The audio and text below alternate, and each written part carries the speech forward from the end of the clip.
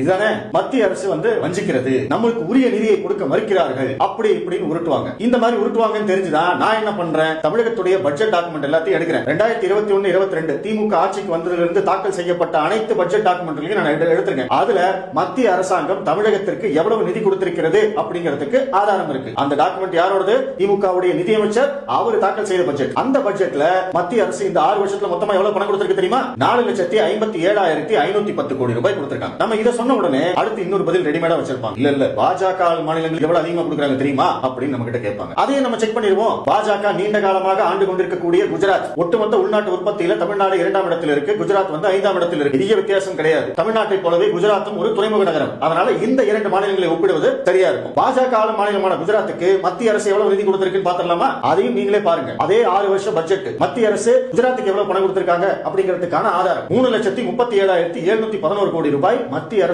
நிதியாக குஜராத் மாநிலத்துக்கு கொடுத்திருக்கிறது. இதுவும் பட்ஜெட் டாக்குமெண்ட். அப்போ பாஜக ஆளும் மாநிலங்கள் என்றால் மத்திய அரசு அதிகமாக நிதி கொடுக்கிறது, எதிர்க்கட்சி ஆளும் மாநிலங்கள் என்றால் மத்திய அரசு வஞ்சிக்கிறது அப்படின்னு சொல்லக்கூடிய குற்றச்சாட்டை பொய் அப்படிங்கிறதுக்கு இதை விட பெரிய ஆதாரம் என்ன வேணும்? குஜராத்தை விடவும் தமிழ்நாட்டுக்கு 1,19,798 கோடி ரூபாய் அதிகமாக நிதி ஒதுக்கப்பட்டிருக்கிறது. இதுதான் ரெக்கார்ட் டேட்டா. இந்த மாதிரி ஒரு டேட்டாவை முதலமைச்சர் ஸ்டாலினோ, துணை முதலமைச்சர் உதயநிதி ஸ்டாலினோ, இல்ல நிதியமைச்சர் தங்கம் தென்னரசுவோ என்னைக்காவது சொல்லி நீங்க கேட்டிருக்கீங்களா?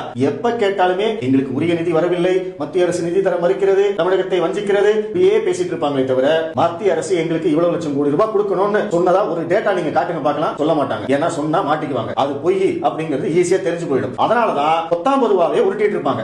அப்போ தமிழ்நாட்டுடைய வளர்ச்சி அதிகம் அப்படின்னு இவங்க சொல்ற அளவுக்கு நம்மளுடைய வருவாய் அதிகமாகல அப்படிங்கிறது மிக முக்கியமான பாயிண்ட். 11.19% வளர்ச்சி இருக்கக்கூடிய தமிழ்நாடு எதுக்கு இவ்வளவு கடன் வாங்குறீங்க? உங்களுக்கு தான் பெரிய பொருளாதார வளர்ச்சி இருக்குல்ல, இந்தியாவிலே நம்பர் 1 மாநிலம்னு சொல்றீங்க. ஆனா கடனும் இந்தியாவிலே நம்பர் 1 மாநிலமா வாங்கிட்டு இருக்கீங்க. அது மட்டும் இல்லாம தமிழ்நாட்டுடைய டாஸ்மாக் வருமானம் அதையும் ஒரு லிஸ்ட் எடுத்து பார்த்தேன். அதையும் நீங்களே பாருங்க. இந்த 6 பட்ஜெட்ல தமிழ்நாட்டுடைய டாஸ்மாக் வருமானம் அப்படின்னு பட்ஜெட் டாக்குமெண்ட்ல இருக்கிற நம்பர்ஸ் படி 3,29,797 கோடி ரூபாய். இவ்வளவு லட்சம் கோடி ரூபாயில டாஸ்மாக் வருமானம் மட்டும் வருது. மத்திய அரசு கொடுத்தது 4.5 லட்சம் கோடி ரூபாய்.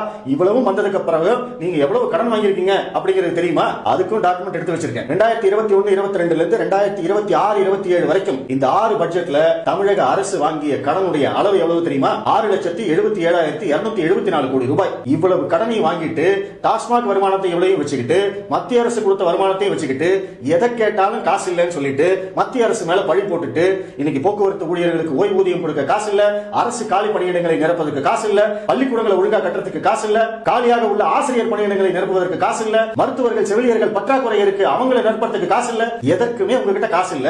ஆனா நாங்கள் நம்பர் 1 மாநிலம் அப்படின்னு மட்டும் சொல்றீங்க. எதை கேட்டாலும் உடனே மத்திய அரசு மேல பழி